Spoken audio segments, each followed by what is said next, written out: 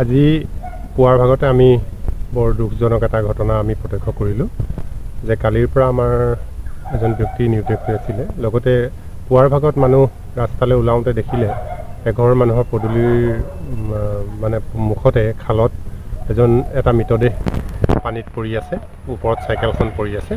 আমি প্ৰথমতে তেখেতক চিনাক্ত কৰিব পৰা নাছিলোঁ, কিন্তু পিছত পুলিচ প্ৰশাসন আহি ওপৰলৈ তুলি মৃতদেহটো চিনাক্ত কৰা হ'ল। আমাৰ স্থানীয় বিপিন গগৈ আমাৰ গাঁৱত পিকমা বুলি মাতে, তেখেতৰ মৃতদেহ।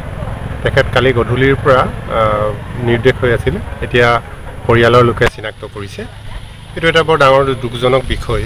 বিশেষকৈ আমি গোটেই ৰাইজে অনুমান কৰিছোঁ যে ৰাস্তাটোৰ যিটো অৱস্থা, খৰিকটীয়া আলিটোৰ দুইটা ছাইড পুনৰ নিৰ্মাণৰ কাৰণে যিটো ডাঙৰ ডাঙৰ গাঁত খান্দিলে, এই গাঁতবোৰ এতিয়াও সম্পূৰ্ণ কৰা নাই আৰু কোনো মানে ইয়াৰ চিকিউৰিটি নোহোৱাকৈ যিবিলাক PWDৰ নীতি নিয়মেৰে এটা খাল খান্দিলে যিবিলাক বেৰিকেড দিব লাগে সেইবিলাক নথকাকৈ তেনেকৈ এৰিছে।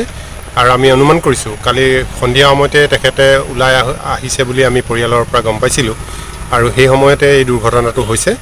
আমি চৰকাৰক অনুৰোধ জনাম, লগতে আমি দাবীও জনাম যে অতি শীঘ্ৰে এই পথ নিৰ্মাণ কৰি ৰাইজৰ সুচল কৰি দিয়ে যেন, যাতে ভৱিষ্যতে আৰু এনেকুৱা দুৰ্ঘটনা কোনো দিন নহয়। নিউজ 12 অসম নৰ্থ ইষ্ট, যাত্ৰা আমাৰ অবিৰত, সংকল্প অপ্ৰতিৰোধ্য।